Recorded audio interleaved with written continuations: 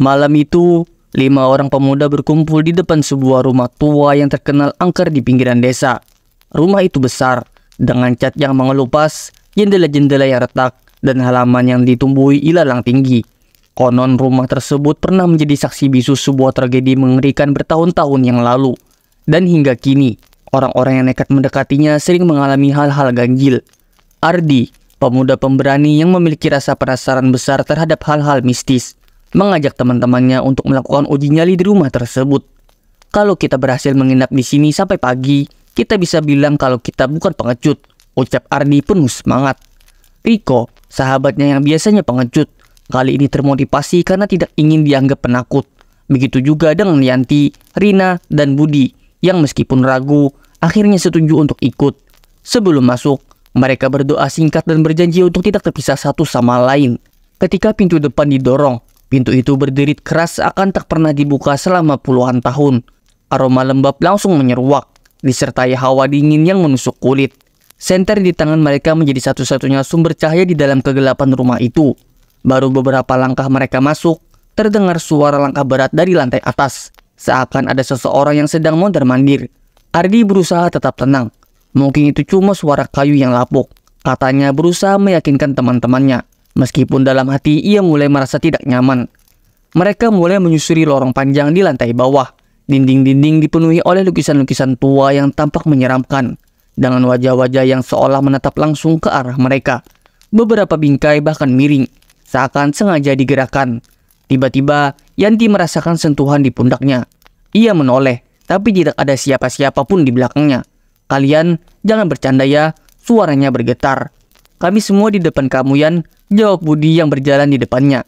Yanti hanya bisa menggigit bibirnya sambil terus mengikuti teman-temannya. Meskipun bulu kuduknya sudah berdiri, langkah mereka terus berlanjut, dan suara langkah di atas pun terhenti. Namun, ketenangan itu hanya sementara.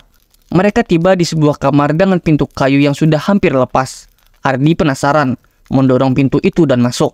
Di dalamnya, mereka melihat sebuah cermin besar yang terlihat sudah sangat tua, dengan permukaan yang mulai menghitam. Di depan cermin itu terdapat sebuah meja kecil dan kursi riot yang sudah dipenuhi debu.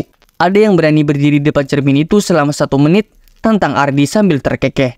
"Jangan bodoh Ardi, konon katanya cermin tua itu bisa merangkap jiwa," bisik Rina yang tampak ketakutan.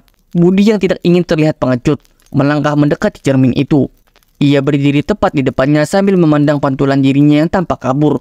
Teman-temannya memperhatikan dari jauh. Selama beberapa detik, tidak terjadi apa-apa. Tapi tiba-tiba, Budi melihat sesuatu yang aneh di dalam cermin. Di belakangnya, tampak bayangan hitam berdiri diam. Wajahnya tak terlihat, hanya sepasang mata merah yang menatap tajam ke arahnya. Budi terkejut dan langsung memalingkan wajahnya. "Budi, kamu kenapa?" tanya Ardi. "Tadi, aku melihat sesuatu di cermin itu," jawab Budi dengan wajah pucat. "Ada yang berdiri tepat di belakangku," sambungnya. Tanpa berpikir panjang, mereka semua memutuskan untuk keluar dari kamar itu dan melanjutkan ke ruangan berikutnya. Setelah mereka keluar, samar-samar terdengar suara tawa halus yang menyeramkan dari arah cermin itu. Mereka pun memasuki ruang tamu yang memiliki jendela besar yang menghadap ke halaman depan. Tiba-tiba, Yanti menjerit kecil sambil menunjuk ke arah jendela. "Tadi, ada seseorang yang berdiri di luar sana." Ketika yang lain melihat ke jendela, mereka hanya melihat kegelapan malam dan ilalang yang bergoyang di terpa angin.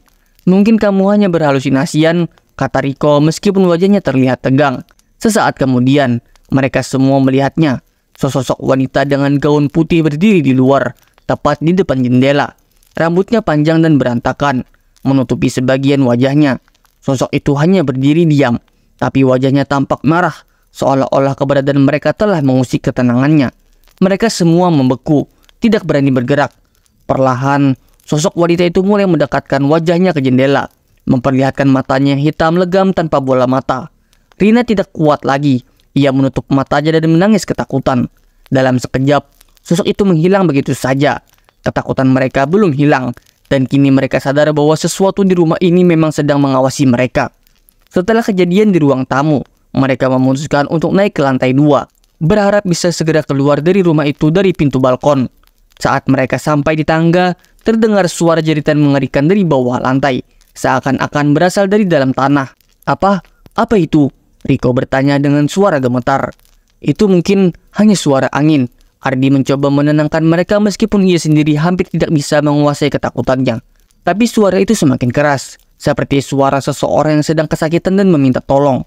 Suara itu memenuhi ruangan, membuat mereka semua merinding ketakutan. Sekarang mereka yakin rumah ini memang menyimpan sesuatu yang tak kasat mata. Di tengah kekacauan itu, Riko tiba-tiba menghilang. "Riko, di mana kamu?" teriak Ardi panik. Mereka mencari-cari, tapi Riko tak terlihat dimanapun. Ia seolah lenyap begitu saja. Tiba-tiba terdengar suara langkah dari balik pintu ruangan yang baru saja mereka masuki. Ardi dan Budi berlari ke arah suara itu, membuka pintu, dan melihat Riko berdiri sendiri di sudut ruangan. Namun, ada yang aneh dengan Riko. Wajahnya pucat dan matanya tampak kosong, seakan-akan ia sedang tidak sadar. "Riko, kamu baik-baik saja?" tanya Ardi sambil mendekatinya. Riko tidak menjawab, hanya menatap kosong ke arah mereka. Perlahan, ia mulai tersenyum dengan senyum lebar yang sangat aneh, membuat mereka semua mundur dengan ngeri. Tanpa peringatan, Riko mulai tertawa keras dan mengerikan. Suaranya menggema di seluruh rumah. Ardi dan yang lainnya ketakutan. Mereka berusaha mengajak Riko keluar dari ruangan itu, tapi Riko menolak. Ia terus tertawa dan sesaat kemudian ia menghilang dalam kegelapan, seakan diserap oleh bayangan di ruangan itu. Kehilangan Riko membuat mereka semua panik. Mereka tidak ingin kehilangan lebih banyak teman lagi.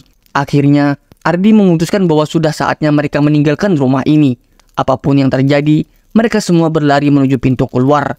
Namun saat mereka mencoba membuka pintu depan, pintu itu tak bisa digerakkan, seakan terkunci dari luar.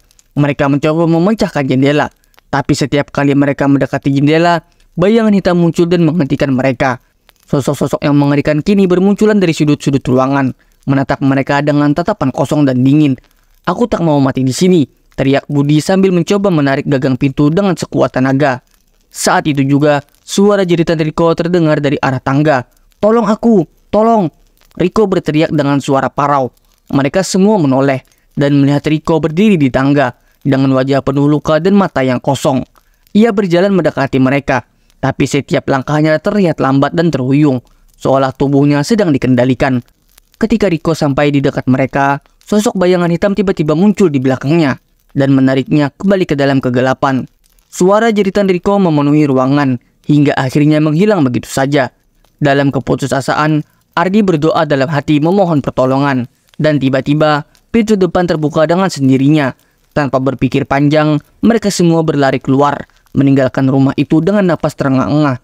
Begitu mereka keluar dari rumah, mereka langsung berlari tanpa menoleh ke belakang.